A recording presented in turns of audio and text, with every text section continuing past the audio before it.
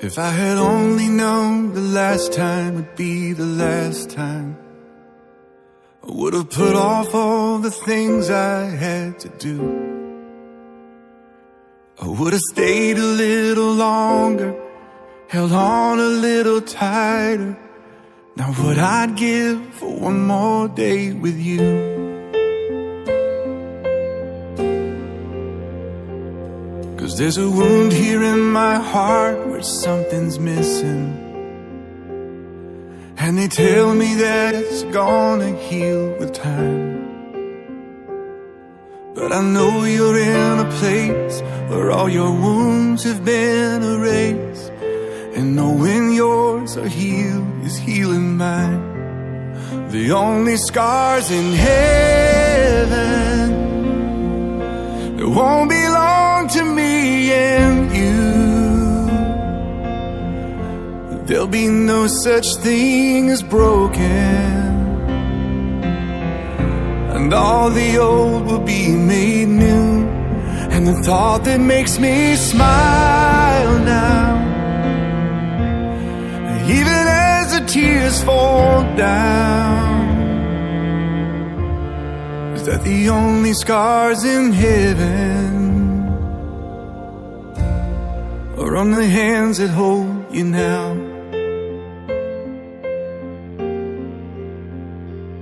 I know the road you walked was anything but easy.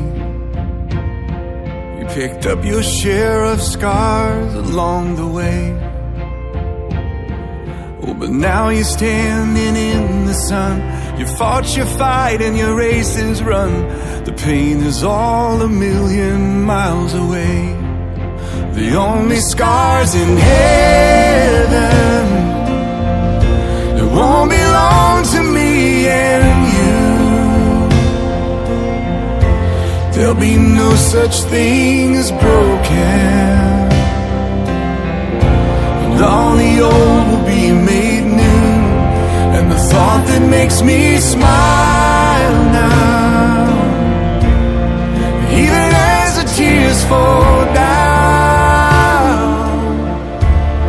is that the only scars in heaven, yeah, are on the hands that hold you now.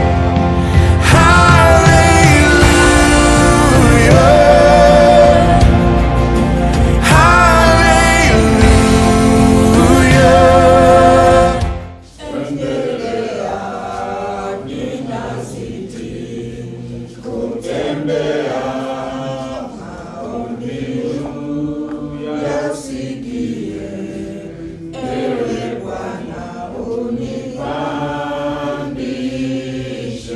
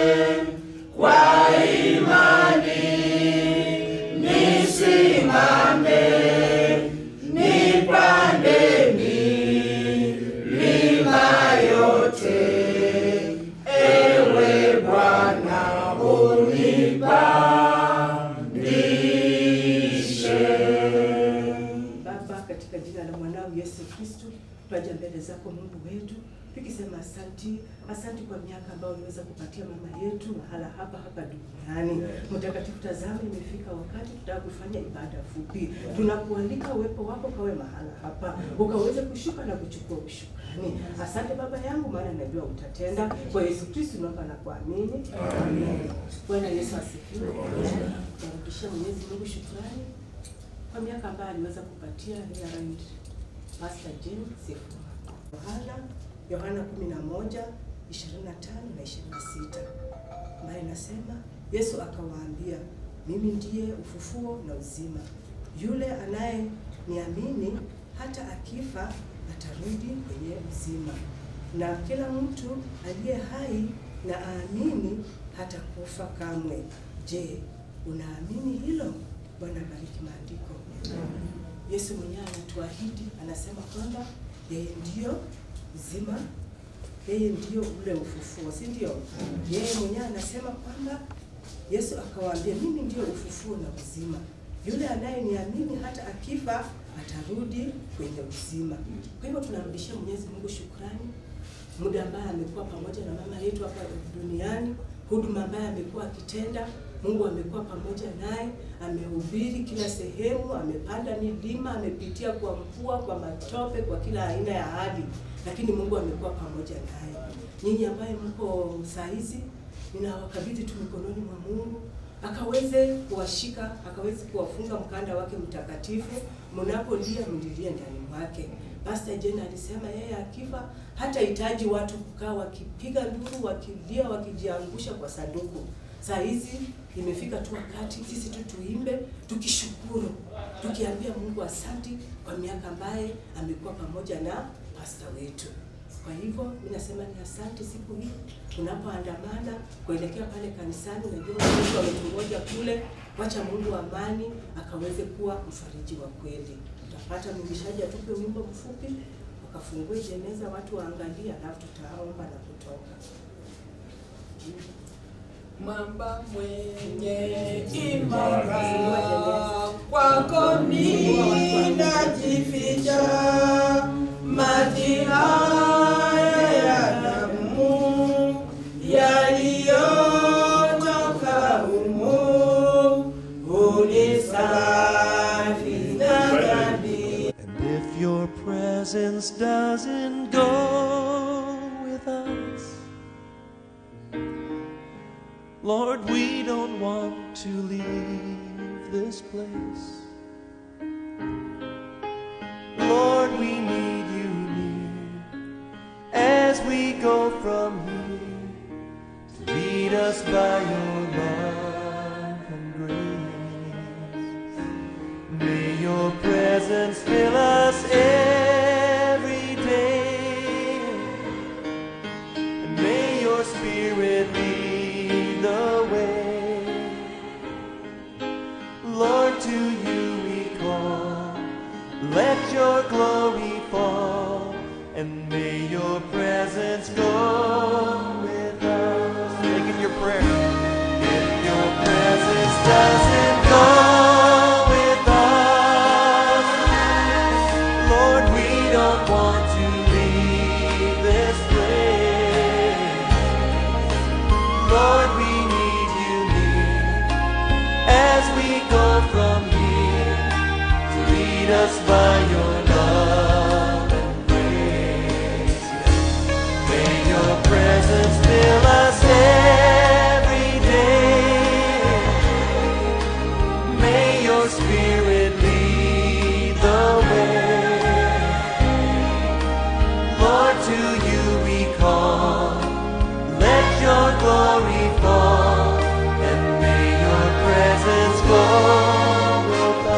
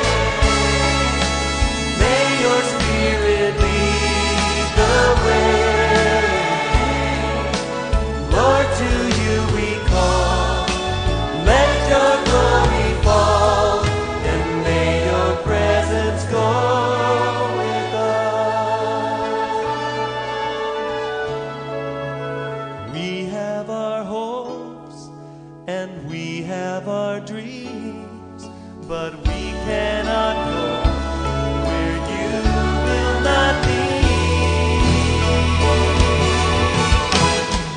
Your presence doesn't go with us. We don't want to leave this place. Lord, we need you. Yes, we do. As we go from here, lead us by your love and your grace. May your presence fill us. Oh, fill us, Lord, every day. May your Spirit lead the way. Lord, to you we call. Let your glory fall, and may your presence go with us. Lord, to you we call.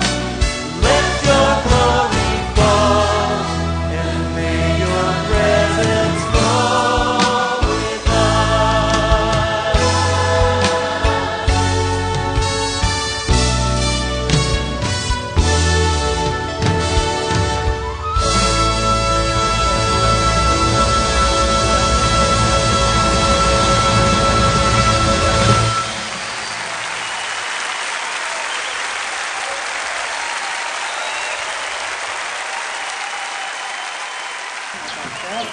Najua kwamba hakumstaafu kwa kazi yako, yeye mpaka wakati huu bado ni mchungaji. Mungu Baba, wapendwa, najua wamejia wamefanya, lakini saa hii isiwe kisingizio ya kuzuia roho yake. Mungu Baba isikae katika maskani pako. Tukiendelea na msafara, Mungu Baba, Roho yako Mtakatifu andamane na sisi kwa kila jambo ambalo tutafanya hapa siku ya leo. Dada, tutaomba Roho wako amani sisi kutembea. Tunaomba haya tukiamini katika jina la Yesu Kristo aliye Baba na Mwokozi wetu. Kabla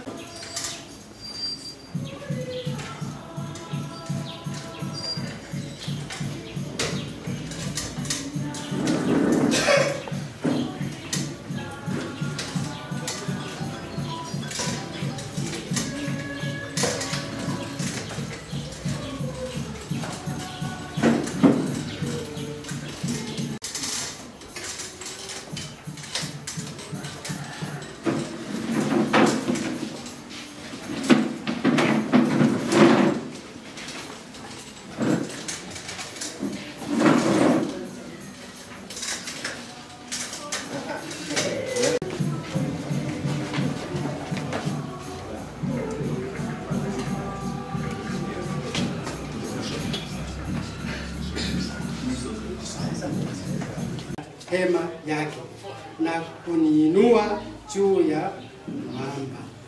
Mungu Baba, umekuwa nuru ya mchungaji wakati alikuwa anafanya kazi hadi wakati umechukua roho yake. Nasema ni asante kwa sababu amepigana vita. Ni vita amevishinda. Imekuwa vita vizuri.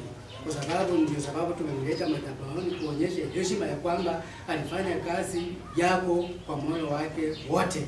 Tunajua roho yake ikiwa katika kiti chako cha enzi. Mungu Baba, uiweke mahali pema, kwa sababu sisi wanadamu kama kuna jambo tunatenda tukikuomba unatuonea radhi. Mchungaji awe kwa wale ambaye Mungu Baba watastarehe katika maskani pako. Yale sijaomba, Roho wa amani tuombee. Tunaomba haya tukiamini katika jina la Yesu Kristo aliye Baba na Mwokozi wetu. Amen.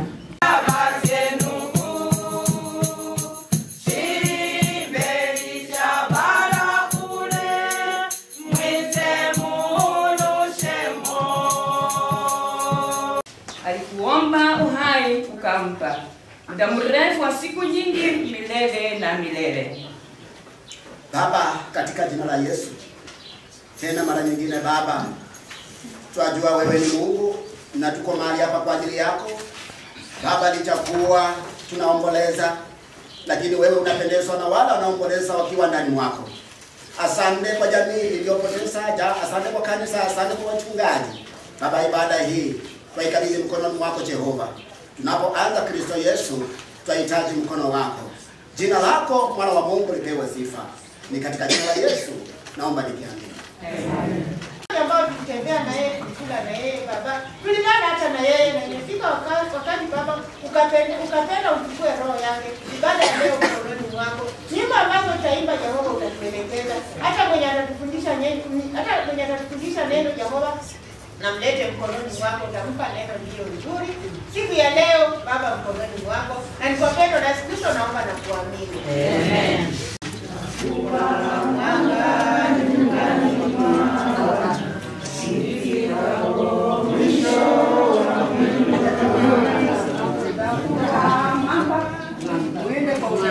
Takuwa mwanga nyumbani mwa Bwana nifikapo mwisho wa mwendo, nitapata raha mikononi mwa Bwana nifikapo mwisho wa mwendo. Safari ikomapo siku ya mwisho, nitakaribishwa na pendo. Kwa kuwa Mwokozi ananingojea nifikapo mwisho wa mwendo. Sitazikumbuka taabu za njia nifikapo mwisho wa mwendo.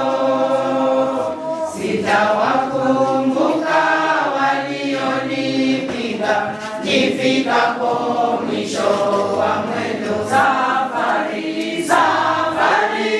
ikomapo siku ya mwisho, nitakaribishwa na pendo.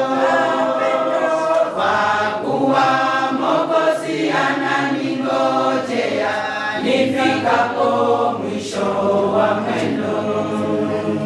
Nimwone rafiki aliye Mwokozi nifikapo mwisho wa mwendo. Hiyo natamani katika mbinguni nifikapo mwisho wa mwendo. Safari ikomapo siku ya mwisho, nitakaribishwa na pendo. Kwa kuwa Mwokozi ananingojea nifikapo mwisho wa mwendo. Safari ikomapo siku ya mwisho, nitakaribishwa na pendo. Kwa kuwa Mwokozi ananingojea nifikapo mwisho wa mwendo. Tunajua maisha ya mwanadamu, Kristo mwenyewe ndio unajua. Kama andiko umetuambia tutakuwa wawili tukitembea, mmoja atachukuliwa na mmoja atabaki. Ya mzee Sifuna ambaye amebaki pamoja na nyumba yake, pamoja na jamii yake, pamoja na kanisa lake, kuwa kimbilio na tegemeo lao. Wakutazamie, wakutumainie kwa mengi. Asante kwa ibada ya siku ya leo. Asante kwa wote ambao wameshikana mikono. Ni watumishi wako ambao waliwapaka mafuta kwa ajili ya kazi kama hii. Tumeshikana mikono kuonyesha tuko na umoja. Vile Jane alikuwa pamoja na sisi, alitenda mengi akiwa ndani yetu. Bwana Yesu asifiwe sana. Kwa hivyo nachukua nafasi hii kwanza kushukuru Mungu kwa kazi njema ambayo ameitenda na ametuwezesha kuingia katika kanisani mahali Reverend Jane alikuwa na hudumu. Kwa hivyo pia mimi nitakubaliana pamoja na kanisa, na kabla sijanena majina yangu naitwa Askofu Bwana Misi, nimeokoka Kristo ni Bwana. Kwa hivyo wamesema ni usemi, na vile naona vile hali anga iko, tumepanga mkutano kesho. Usemi wote ni kesho. Sasa nitachukua tu watu wachache, hata mimi mwenyewe hata sitatoa ushuhuda. Tunataka kuheshimu kanisa vile wamesema, ili tukamilishe, ili tuingie nyumbani mapema. Huenda nje inaweza kubadilika. Inaenda hivi. Jamii ni wengi. Kwa hivyo nataka wale wanamuita Reverend Chen ya kwamba niko mnasimama na una wewe tu. Kesho tutapata nafasi kama moja, tunataka kupatia nafasi kanisa. Asikaeni. Wale wanamuita mama pande zote, basi wewe. Kesho ni siku yenu. Yesu asifiwe sana.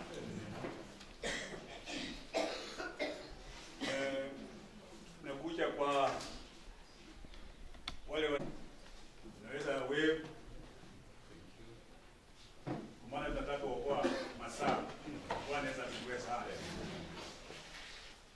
Kwa hivyo mengi upande wa watachuoni na upande wa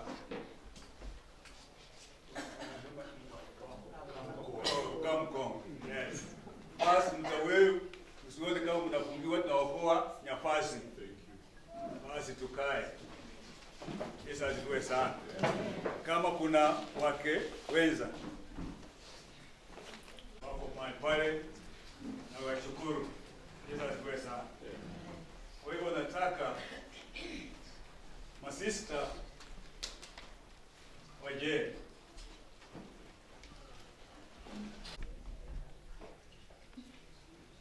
Kwa hivyo ndugu za jeni wa kiume tutasimama, nitapatia mmoja aseme jambo. Mimi namfuata Jane mara 4. Niko na ndugu yangu hapa, atasimama tu awe, kwa sababu tulisaliwa pamoja. Simama tu wewe.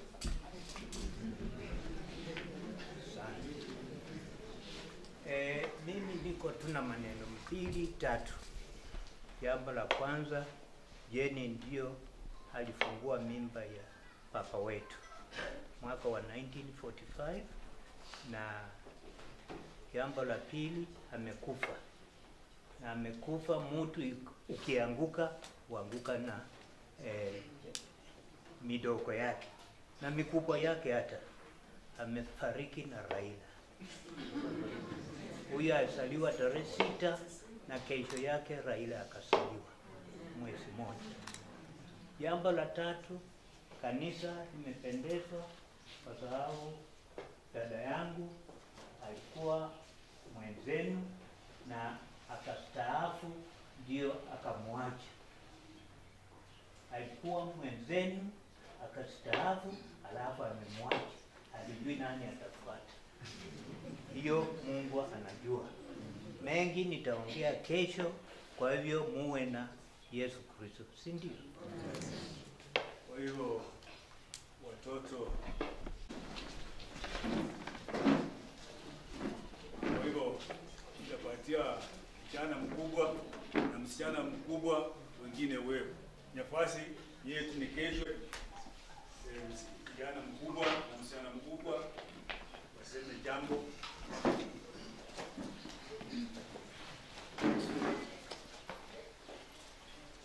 Bwana Yesu asifiwe. Jina naitwa Elizabeth Sifuma. Mimi ni second born wa mama Jane. First born yuko atajitambulisha. Niko tuna maneno matatu.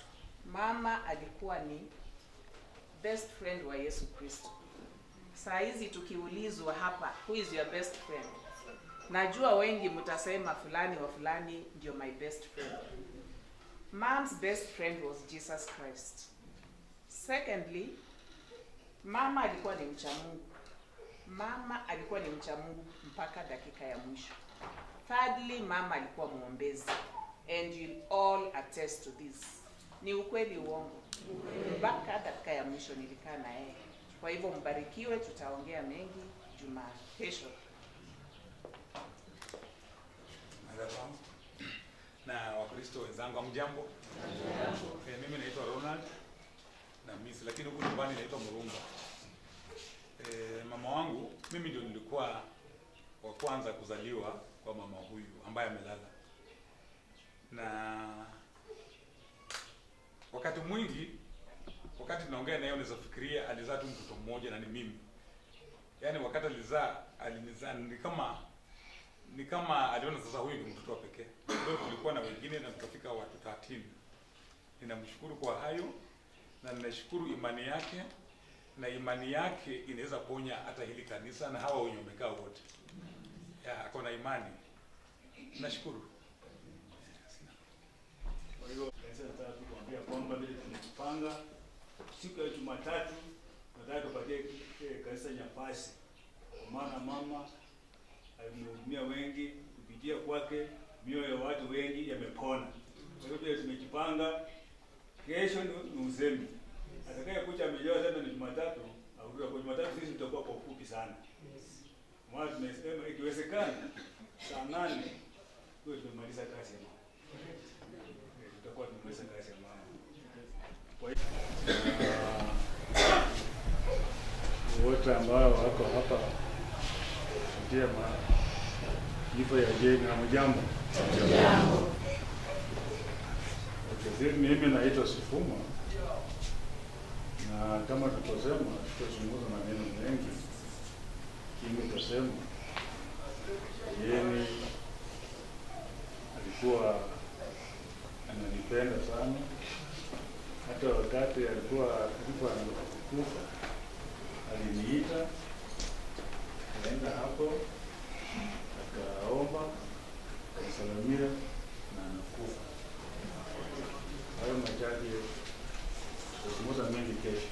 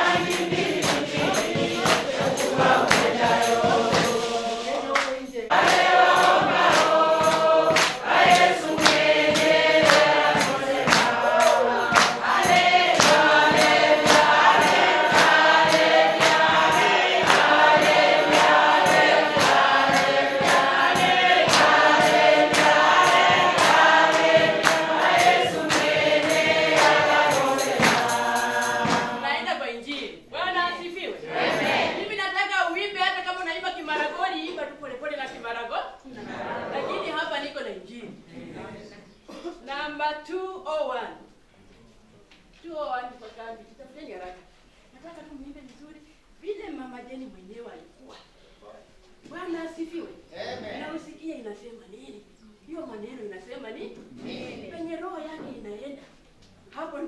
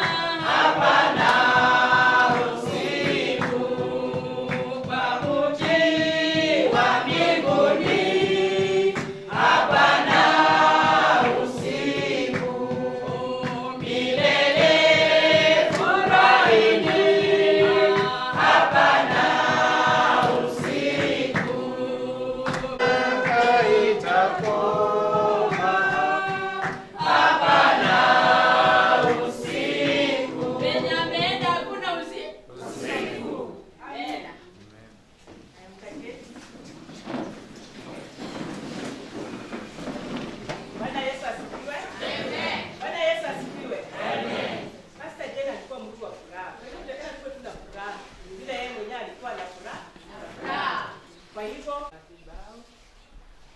tunamsalimu katika jina la Yesu. Mjambo? Bwana Yesu asifiwe. Amen. Hakika mkisikia usengevu mmepoteza rafiki yetu. Wanaona tu ile kiti ya mwisho ile. Alikuwa anakaa pale, mimi namfuata, Pastor Abisa namfuata. Mimi nimepoteza, naona hiyo kiti, tutatafuta mtu wa kukaa hapo. Lakini Mungu afanye ni mkuombee Mungu tupate mtu mwingine wa kufanya nini? Si naona imebaki bure. Kwa sababu Jane ayu ni maombi tu katika hii kanisa yetu. Jane alikuwa mtu wa maono.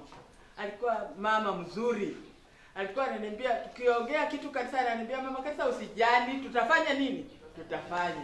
Sasa nimekosa mtu mshauri katika kanisa yangu. Lakini nitafanya nini? Nitapata mwingine. Sinaomba Mungu akupatie mwingine. Na Mungu apatie watoto yake, tushikane mkono, msiwache pengo kwa sababu Jane ameenda. Msikilie huyu mzee mkono, akisema anataka mlete kanisa mfanye nini?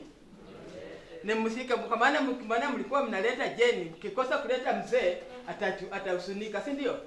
Mshikilie, nimuombe, tutamuombea Mungu afanye nini? Ampatie nguvu. Na huyu mzee aendelee kufanya nini? Kulinda ile mji, si ndio? Mji kama hakuna mtu kama mimi, sina baba, sina mama, lakini mji yetu imefanya nini? Imesimama, si ndio? Ni mtuacha tu mzee. Niseme kwa maana tulikuwa tunakuja kwa sababu ya mama, tutakuwa mmefanya nini? Mmepoteza. Tuombeane tu. Mungu apatie mzee nguvu na nyinyi Mungu afanye nini? Mpatie nguvu. Mama amefanya nini? Mnajua mama pale amefanya nini? Mungu afanye nini? Kwa maisha ambayo mama Jane amekuwa pamoja nasi. Na kwa hakika mama Jane sijui ile mambo ambayo anaweza ongea, lakini wakati ambapo nilikuwa kama napanga kwamba nikuje hapa, yeye ndiye alikuwa wa kwanza kuniambia kwamba unakuja Sinoko. Na nikamuuliza na Sinoko nitafaulu kweli? Akaniambia ndio utafaulu kwa sababu mzee mnakaa naye kwa district, utamuelewa na mfanye kazi ya Bwana. Bwana Yesu asifiwe. Na akaanza kuifuatilia kabisa. Nikatoka mahali nilikuwa Tongareni 2020 nikakuja hapa. Na kwa hakika mchungaji Jane anamtambua Mwenyezi Mungu kwa njia zote.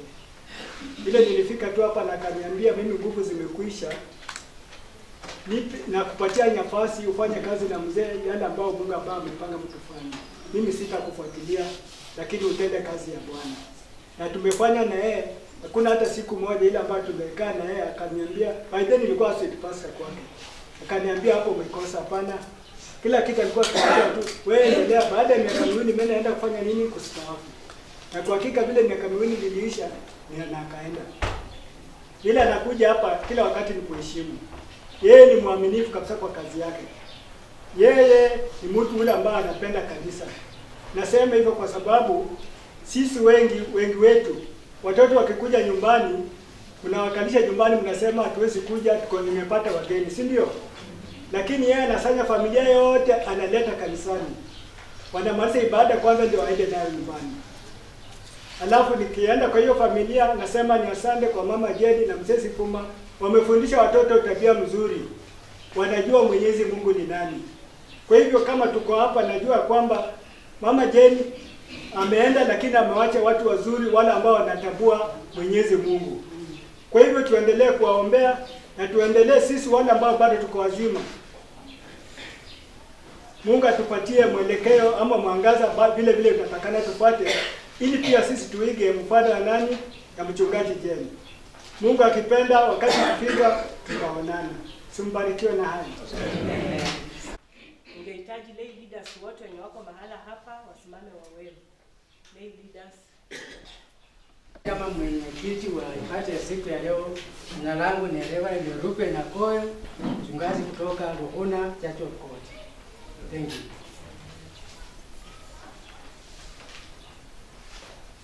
Ibada ya leo waliokalia madhabahu. Na wasalimu wote katika jina la Bwana. Mjambo.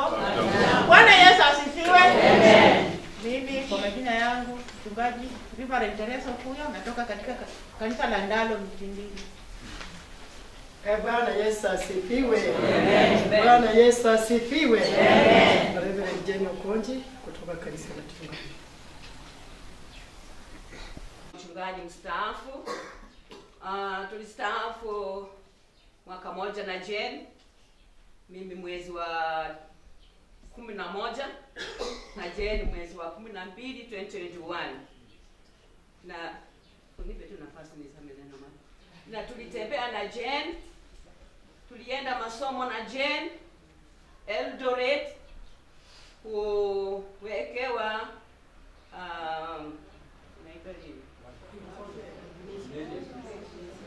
to be ordinated,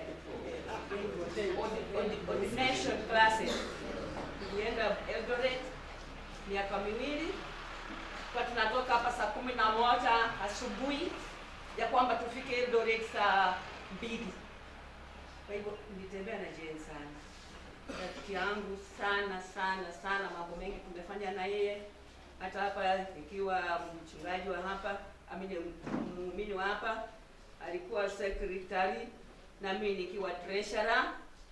Na Jane aliniambia jambo moja leo sitakosa kusema, kwa sababu tuko na treasurers kwa makanisa.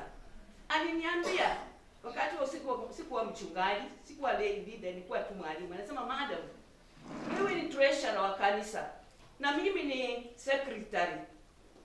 Wacha tufanye kazi hii kwa uaminifu, ya kwamba senti moja ya pesa ya kanisa isiingie kwa pesa yetu, ila pesa zetu siingie kwa pesa ya kanisa. Hilo jambo alinifundisha na ni mengi alinifundisha. Hilo ndio nimesema niseme, kwa sababu mambo ya treasury inasumbua kanisa. Si ni kweli? Mambo ya treasury, lakini mama aliniambia pesa ya kanisa isiingie kwa pesa yako, na pesa yetu afadhali ingia. Tukipata upungufu kwa pesa ya kanisa wakati tunahesabu, wacha tuchukue pesa yetu tufanye nini? Jaze hapo.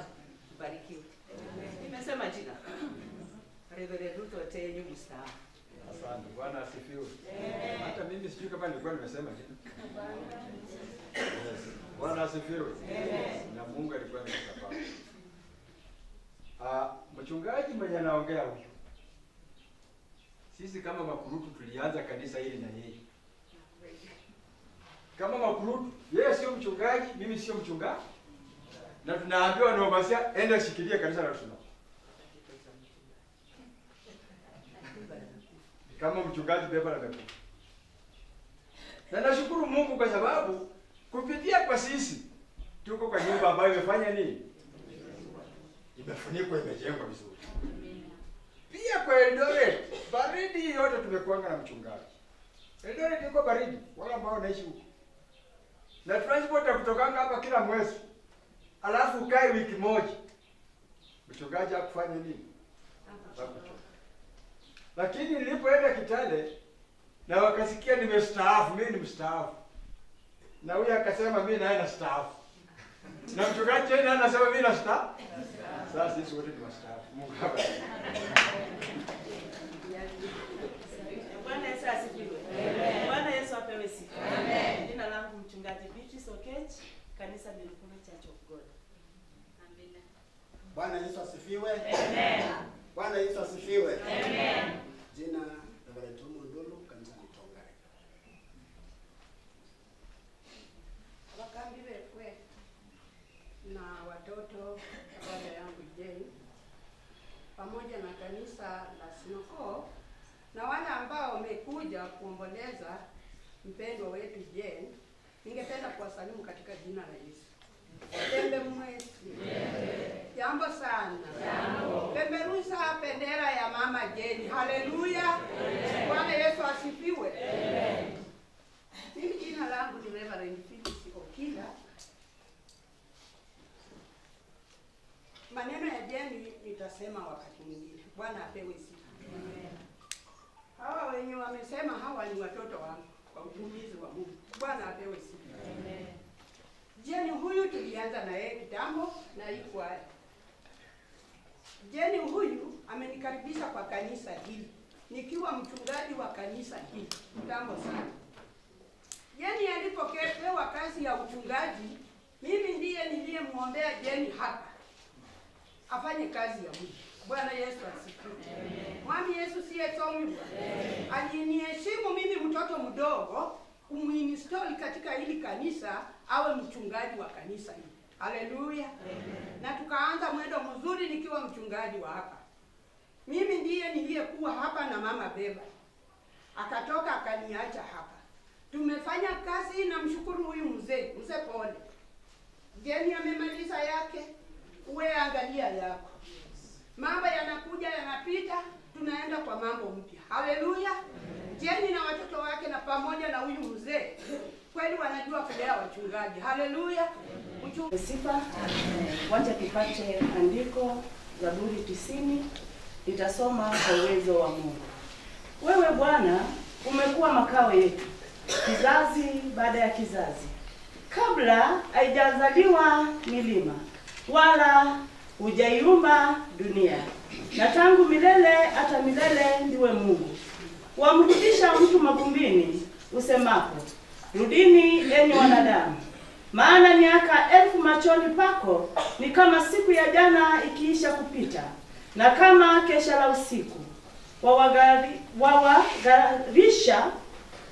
Wawagarikisha huwa kama usingizi. Asubuhi huwa kama majani yameayo.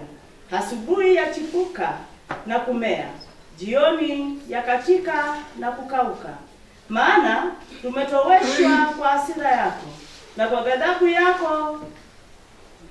ghadhabu yako tumefadhaishwa. Umeyaweka maovu yetu mbele zako, siri zetu katika mwanga wa uso wako. Maana siku zetu zote zimepita katika hasira yako. Tumetowesha miaka yetu kama kite. Siku za miaka yetu ni miaka 70, na ikiwa tuna nguvu miaka 80. Na kiburi chake ni taabu na ubatili. Maana chapita upesi tukatokomea mara. Ni nani hajuaye uweza na hasira yako, na ghadhabu yako kama ipasavyo kicho chako? Basi utujulishe kuzihesabu siku zetu, tujipatie moyo wa hekima. Bwana, urudi hata lini? Uwahurumie watumishi wako. Utushubishe asubuhi kwa fadhili zako, nasi tutashangilia na kufurahi siku zetu zote. Utufurahishe kwa kadri ya usiku ulizotutesa, kama miaka ile tuliyoona mabaya. Matendo yako na yaonekane kwa watumishi wako, na adhama yako kwa watoto wao. Na uzuri wa Bwana Mungu wetu uwe juu yetu, na kazi ya mikono yetu utufanyie thabiti. Naam, kazi ya mikono yetu uithibitishe. Bwana abariki andiko. Tuombe. Mungu Baba, tunasema ni asante Bwana ni kwa ajili ya mchana wa leo. Nataka nikuinue nikutukuze, maana Bwana watenda mambo yaliyo makuu. Ulipanga siku itwe mahali hapa ni kwa ajili ya ibada ya mama yetu Jeni. Nataka nikushukuru ni kwa ajili ya uzima ambao uliweza kumpa, na ukampa uwezo wa kufanya kazi yako katika hekalu hili. Na mahali kwingi alipotembea Jehova akieneza Injili. Nataka nikushukuru pia ni kwa ajili ya jamii ambayo uliweza kumpa. Baba wameweza kuondokewa na mpendwa. Unajua Bwana wanahisi upweke. Nawe ni Bwana uliye mwingi wa utajiri. Wewe ni Bwana ambao unapenda watu wako. Unaenda kuwakumbatia Baba na mkono wako wa faraja. Baba ukawatie uwezo na nguvu ya kuweza kustahimili haya. Nataka nikushukuru ni kwa ajili ya unenaji ambao wameweza kusema. Baba mengi walitenda pamoja na mama yao, walitenda pamoja na majirani zao, na hata katika kanisa lako.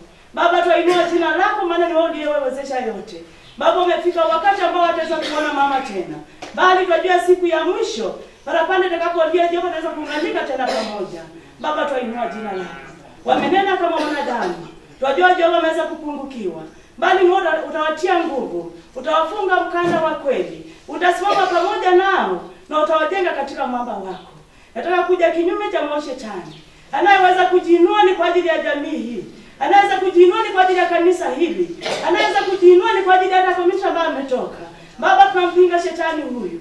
Anaweza kufuruga amani na upendo wa familia hii akapate kushindwa. Simama pamoja na jamii hii. Baba watie nguvu. Onekana maana unaweza. Chukua nafasi katika hata matanga yake. Anza kutawala, maana Jehova unaweza. Taka kunyamazisha nguvu zote za mbingu, nguvu zote za mashetani, anga zote za giza katika jina la Yesu. Baba uchukue ushukani, maana unaweza. Kuanzia sasa endelea kutawala. Siku ya kesho katawale. Na hata siku ya Jumatatu hapo katawale. Maana unaweza na hata unastahili. Ulijua mwenendo wa mchungaji Jane. Na wewe unaenda kulipa sawa na matendo yake. Asante maana unastahili. Umetoa mfalme jinsi ulivyotupa. Nasema ni asante. Jina lako liheshimiwe na lipewe sifa. Maana hakuna Mungu aliye kama wewe. Unatawala katika ukuu wako. Wacha nisijaomba Roho ndio apate kuniombea. Katika jina la Yesu naomba na hata kwa nini. Amen. Shangilia.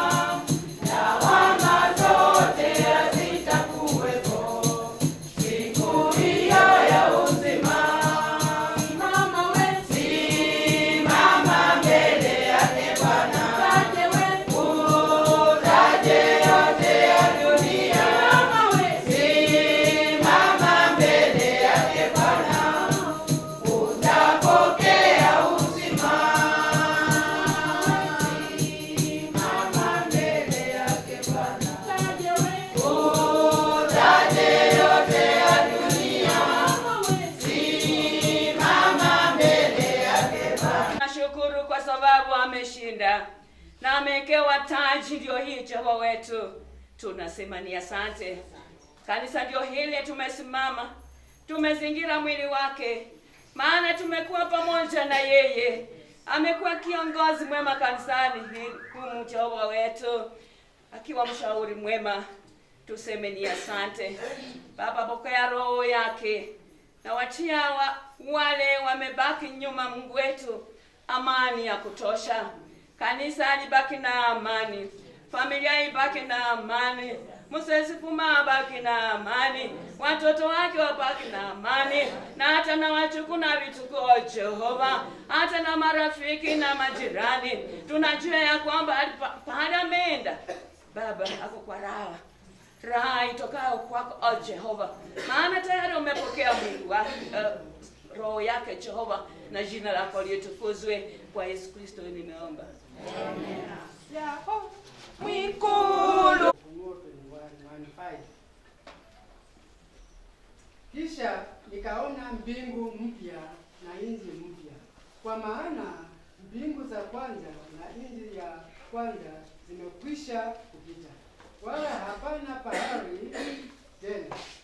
Nami nikauona mji ule mtakatifu Yerusalemu mpya ukishuka kutoka mbinguni kwa Mungu, umewekwa tayari kama bibi harusi aliyekwisha kupambwa kwa mumewe.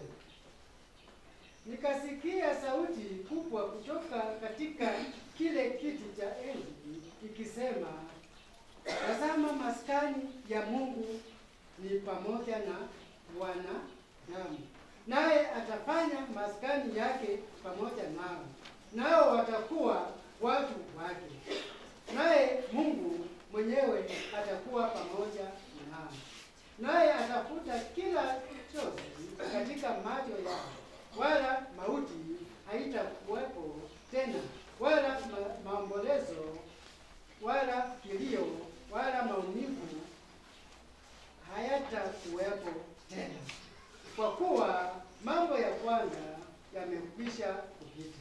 Na yeye aketie juu ya kiti cha enzi akasema, tazama, nayafanya yote kuwa mapya. Akaniambia, andika ya kwamba maneno haya ni amini na kweli. Na hapo watakuwa na njia kuu, na njia nayo itaitwa njia ya utakatifu. Wasio safi hawatapita juu yake, bali itakuwa kwa ajili ya watu hao. Wasafirio wajapokuwa wajinga hawatapotea katika njia hiyo. Hapo hapatakuwa na simba wala mnyama mkali hatapanda juu yake. Hawataonekana hapo, bali waliokombolewa watakwenda katika njia hiyo. Na hao waliokombolewa na Bwana watarudi, watafika Sayuni wakiimba, na furaha ya milele itakuwa juu ya vichwa vyao. Nao watapata kicheko na furaha, huzuni na kuugua sitakimbia.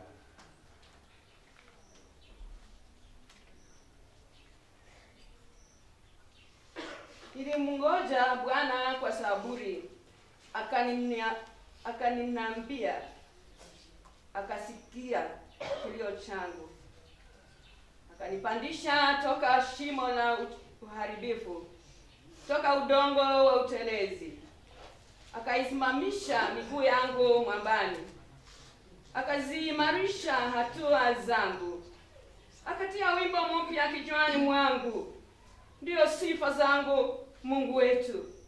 Wengi wataona na kuogopa, na wanayemtumaini Bwana, heri aliyemfanya Bwana kuwa tumaini lake, wala hakuwaelekea wenye kiburi, wala hao wanaokeukia uongo.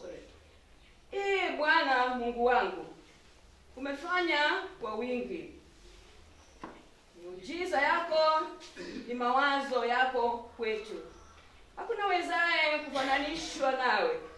Kama ningependa kuyatangaza na kuyahubiri, ni mengi sana, hayahesabiki. Dhabihu na matokeo hukupendezwa nazo. Masikio yangu umeyazibua. Kafara na sadaka za dhambi hukuzitaka. Ndipo niliposema, tazama nimekuja. Katika gombo la chuo nimeandikwa kufanya mapenzi yako. Mungu wangu, ndiyo furaha yangu. Naam, sheria yako imo moyoni mwangu. Nimehubiri habari za haki katika kusanyiko kubwa. Sikuizuia midomo yangu. Bwana, unajua. Sikusitiri haki yako moyoni mwangu. Nimeutangaza uaminifu wako na uovu wako. Sikuficha fadhili zako wala kweli yako katika kusanyiko kubwa. Bwana bariki andiko. Siku zangu hupita upesi kuliko chombo cha kuvumbia, nazo zapita pasipokuwa na matumaini. Kumbuka ya kwamba maisha yangu ni upepo. Jicho langu halitaona mema tena. Jicho lake huyo anionaye halitaniangalia tena. Macho yake yatanielekea, lakini sitakuwepo. Kama vile wingu likomavyo na kutoweka, ni vivyo huyo ashukaye kuzimuni hata suka tena kabisa, hata rudi tena nyumbani kwake, wala mahali pake hapata mjua tena. Na Mungu akabariki andiko.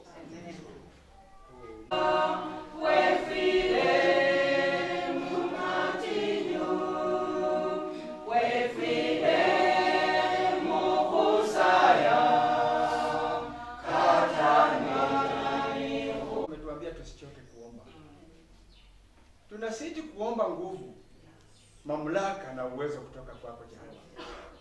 Asante kwa sababu ya umbali ambao umetuleta mpaka saa hii. Asante kwa maisha mengi kwa ajili ya mvua kutusumbua. Umekuwa mwaminifu, mwenye upendo mwingi. Asante kwa kanisa. Asante kwa maandiko ambayo tumesoma. Asante kwa wote ambao wamesoma. Jina lako limepewa sifa kwa sababu ni Jehova. Kwa Yesu Kristo tunaomba na kuamini.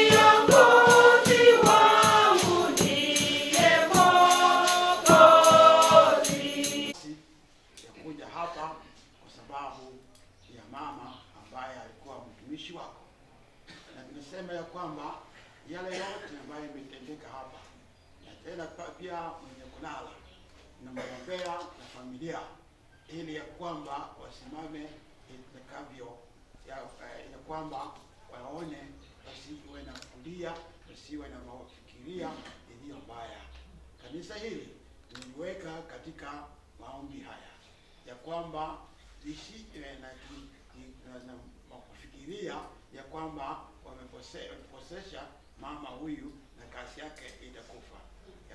Hiyo itaanza kuenda juu na kanisa hili litakuwa kubwa kushinda vile tulikuwa.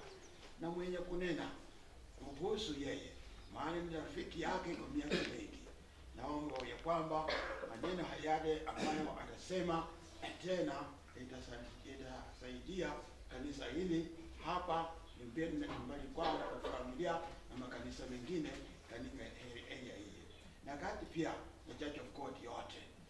Asante kwa sababu umesikia, asante umekubali, na mimi nimesema kwa niaba yake, akienda kuendelea kwa jina la Yesu Kristo aliye mtakasi wetu. Amen. I'm humbled to be before you. Madhabahu ya Church of God. Nashukuru kwa kunipa nafasi hii, kwa sababu mimi ni mdogo na sikujua nitatambulika kusema ama kunena juu ya watu wa Mungu ambao miongoni mwao kuna makasisi wa hali ya juu, kuna watumishi wa Bwana ambao wanajua injili kushinda mimi. Kwa hivyo nachukua nafasi hii kushukuru Mungu, kushukuru kamati, kushukuru jamii, kushukuru washiriki wenzangu. Nataka kuwasalimu kwa jina la Yesu. Hamjamboni? Hamjambo. Bwana Yesu asifiwe. Amen. Praise the Lord. Amen.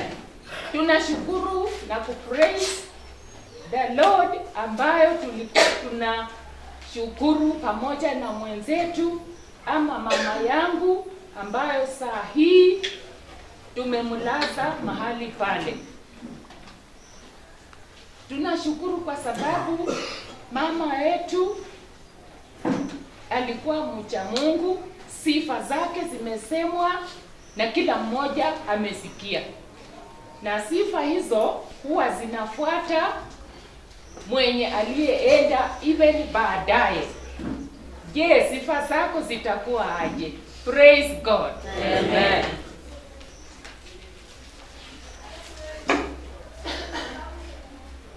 Nashukuru wakati huu kwa sababu ya mume wangu. Mumeona ameniombea. Amekuwa mgonjwa kwa wakati kadhaa, wamemdunga mashindano mingi kwa jicho. Sasa saa ingine ana utatanishi kwa kuongea, but he's older than Raila with 3 years. Nashukuru Mungu. Yeye anaitwa Reverend David Ashiko, amekuwa overseer wa watu, most of them. Tumefanya huduma pamoja na yeye akinifundisha mpaka kufikia wakati huu. Tungali tunatembea pamoja. Hata watu wanaotuita twins, nashukuru hiyo upendo. Praise God. Amen. Baba, mulipata huyu mwaka gani kumbe? Mulioana lini? 66. Thank you. Those are many years. Ni miaka ngapi wasomi wa hesabu? Ni miaka ngapi? 59. Those are many years. 59. Na wewe utafikisha huko? Vumilia hapo. Venye Mungu amekuweka, vumilia. Tumesomewa vitabu vingi na nimechukua vingine kadhaa wa kadhaa. Ningependa tujifunze mambo ambayo tunatarajia kupitia kwa Biblia. Tukisoma Biblia tuna mambo mengi ambayo tunatarajia ambayo yatakuja baadaye.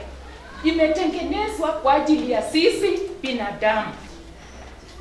Na ya kwanza nimetoa katika Revelation chapter 20. Wewe sikiza tu. Ukiwa na Biblia unaweza fuatilia na mimi. So ningependa kukuchallenge wewe, ukienda mahali matanga iko, carry your silaha, your Biblia. If you are a true Christian. Pepa nini? Biblia or textbook ya God. Hapo Revelation chapter 20 ukianzia kifungu cha 11 kuna mambo imewekwa mahali pale, inasema ya kwamba the great white throne judgment. The great white throne judgment ni white kama kitambaa hiki, na ni judgment throne. Na neno la Bwana linasema katika Amos, kichwa changu ni the great white throne judgment, kuongeza the appointment. Appointment kwa Kiswahili, wasomi, appointment. Simuniambie appointment kwa Kiswahili. Bwana asifiwe, tumeshindwa. Lakini appointment, kama umeitwa kazi mahali, umeambiwa siku ya Thursday utakuja kwa ofisi, kuna mtihani. Appointment. So Biblia inatuambia katika Amos ya kwamba it is appointed for a man once to die. Ni appointment. Utakufa mara moja. And after that kuna judgment. Huwezi move tu na kusaulika. No. Kuna steps ahead. So kwa vile kuna steps hapo, prepare to meet thy God. Swali langu alasiri ya leo, how much are you prepared? Umejitayarisha kivipi? Mpendwa mlenu, najua mumechoka, lakini just give me 2 minutes nikuambie something. How much are you prepared? Umejitayarisha kivipi ama aje? Or are you prepared or you are not prepared? We are here to tell you and to prepare you. Give me peace, my dear Lord of glory. Give me peace. Give me peace. Give me peace, my dear Lord of glory. Give me peace, my dear Lord of glory.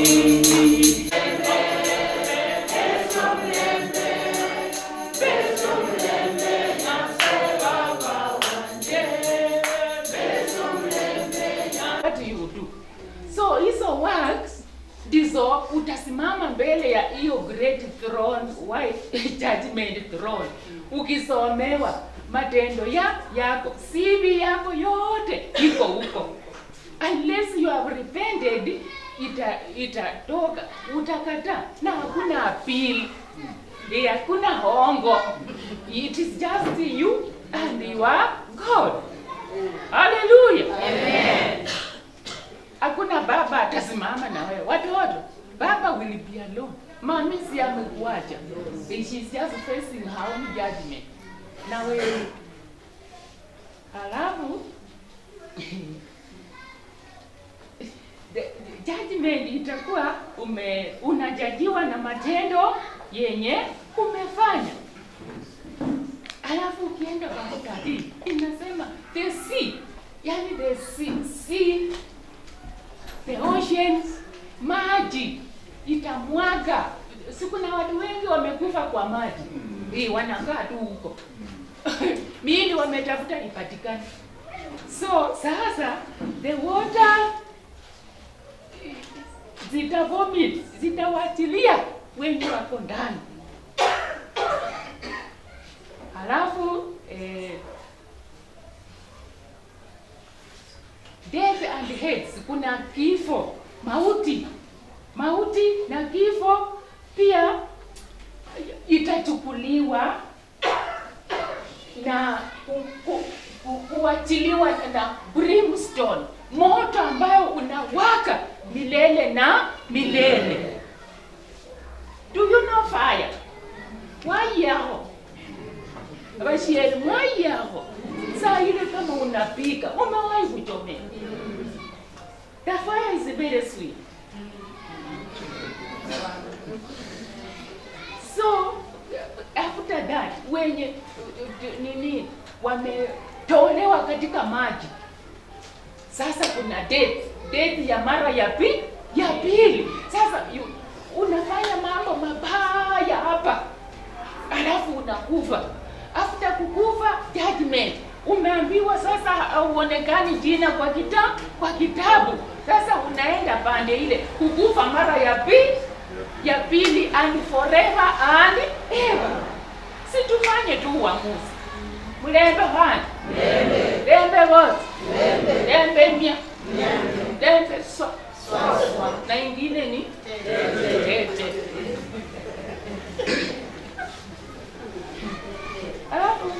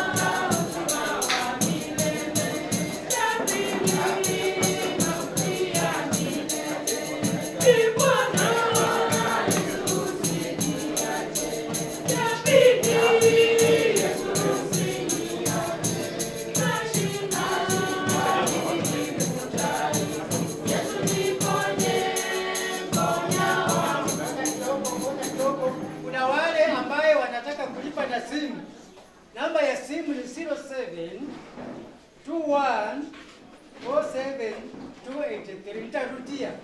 Kuna wale ambao wataka kutoa sadaka kupitia kwa simu. You view the report alafu napita. 0721471283. Why?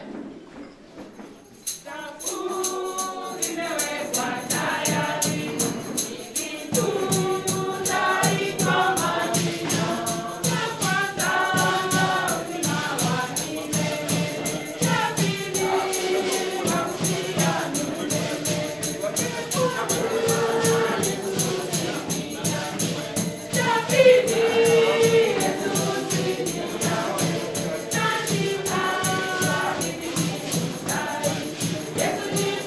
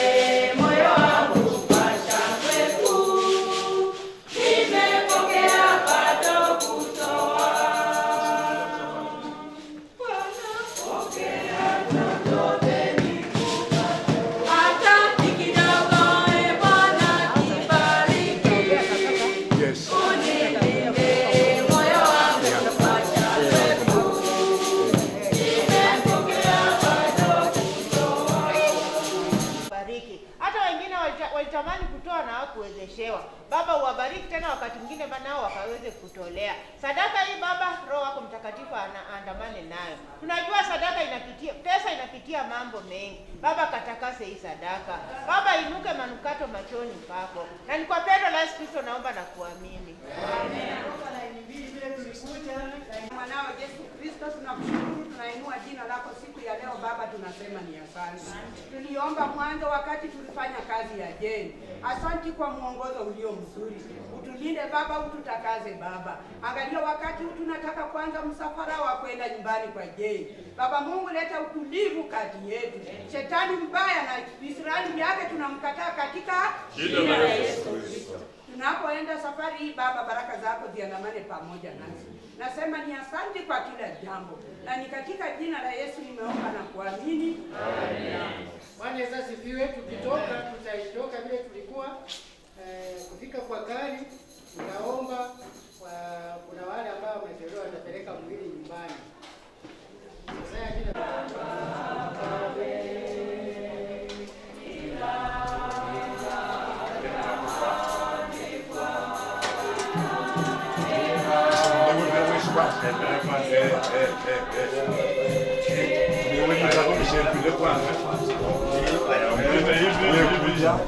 Yes, correct.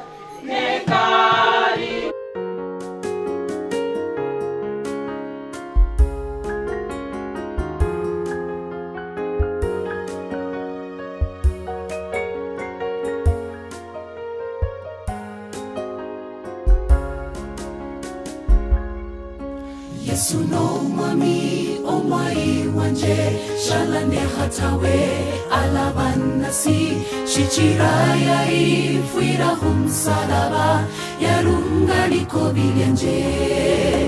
Yesu no mwami omwai wanje shalane hatawe alabanasi shichiraya ifwira humsalaba yarunga likobilyenje.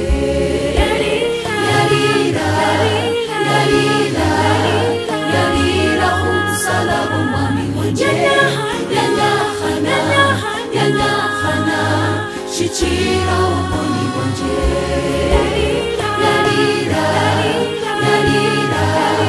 Yalira humsalaba mwami wanje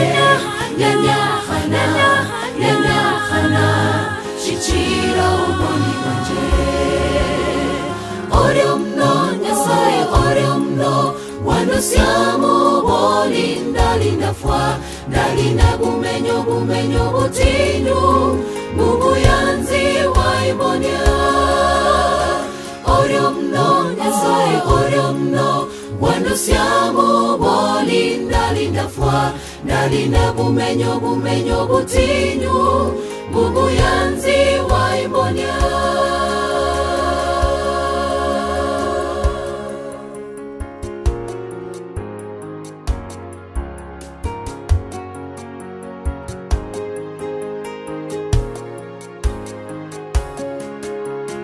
Zimbanga sinyimbo ese mwana uo Zimbanga nisunga oriomno Umboni ya Nyasaye wa indusia muboni Jendanga nsinjira titio papa. Zimbanga sinyimbo ese mwana uo Zimbanga nisunga oriomno Umboni ya Nyasaye wa indusia muboni Jendanga nsinjira titio papa. Oriomno Nyasaye Oriomno Wando siamo buoni ndalinda fwa ndalinda bumenyo butinyu mubuyanzi wa imonia Oriomno Nyasaye Oriomno Wando siamo buoni ndalinda fwa ndalinda bumenyo butinyu mubuyanzi wa imonia Nahanda matoi Nanyahana mushalo Manawesa wa imolola Wawesa papa Oriomno Nyasaye Oriomno Wando siamo boli ndalinda fwa ndalinda bumenyo butinyu mubuyanzi wa imonia Oriomno Nyasaye